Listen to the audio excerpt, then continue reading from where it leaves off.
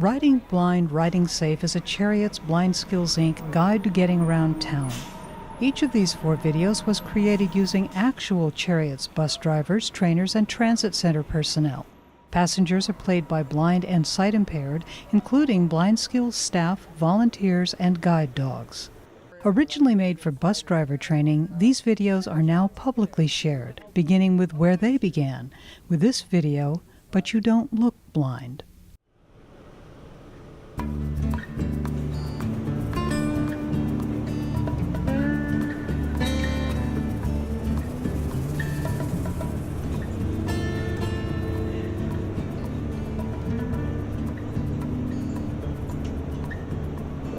As I come up to the corner, the sound changes, the air changes, the light changes, and that's when I know I need to turn. Even if I can see the light, I still wait for that traffic sound because I can't see if the car is coming. This gives me a tactile. Anybody with vision loss, we feel it, we hear it, we know. I want to come right onto that pad and be ready to step right onto the street, but I'm not going to get off of this pad. That's my safety zone. Hello.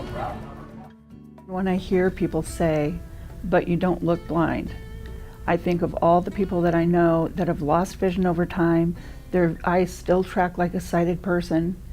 They honestly don't look like they're blind, even though some of those folks really can't see a thing. And one of the things that all of us with fading vision experience is in bright light, early morning, late in the afternoon, bright sunny afternoons, we can't see a thing. So I can get on a bus on a Sunday afternoon and all of a sudden, where I've been able to find a seat before, I can't do it because I honestly can't see through the glare. And the reality of blindness, of legal blindness, is it's a huge spectrum.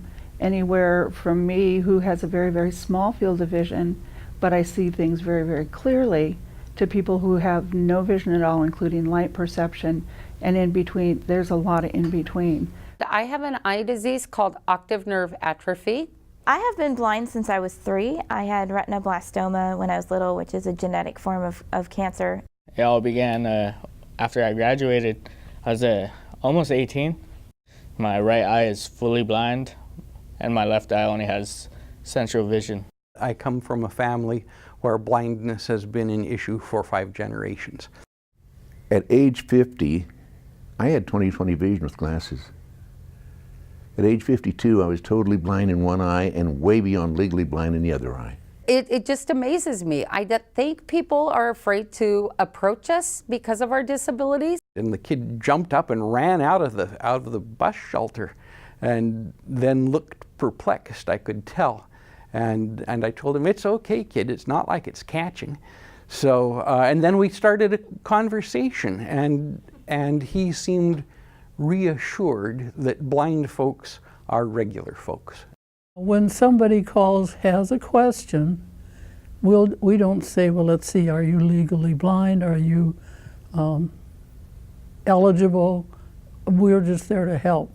Blindskills is an organization that helps provide very valuable training and guidance to those who have sight issues.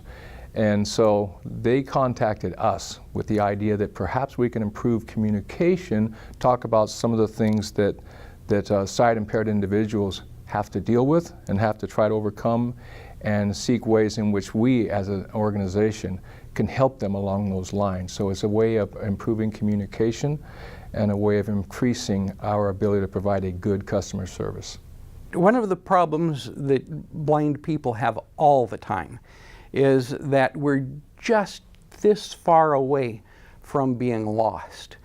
And you think, well, this is stupid. I shouldn't be lost. I should know where I'm at. But it's that momentary lapse when you forget to count blocks or forget to count steps. And for some people, it can cause great anxiety, and that creates a feedback loop. So you have the anxiety, and then you can't focus enough to differentiate the sounds and where they're coming from, and then that makes you more anxious.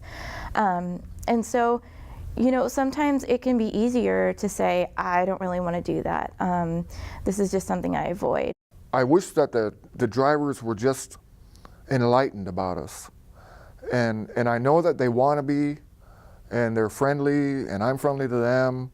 I think what they would really like for them to understand is that they do want to provide a good service. They do want to give them an enjoyable ride. They want to give them a safe ride. They just need to know how to do that. And bus drivers cannot read a customer's minds. People are individual. We all have individual needs. So if you treat everybody exactly the same, you're going to overlook the needs of an individual.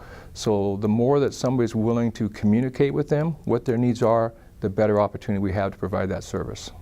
So the key is education. The key is making your needs known. People can't read your minds. So the fact that they're out and they're living and they're not letting it be a disability is incredible. You got to give them kudos. It's incredible what they're doing.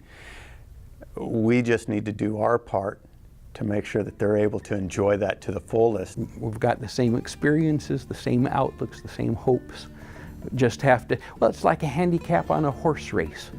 We have to work a little harder, but we're still in there expecting to run.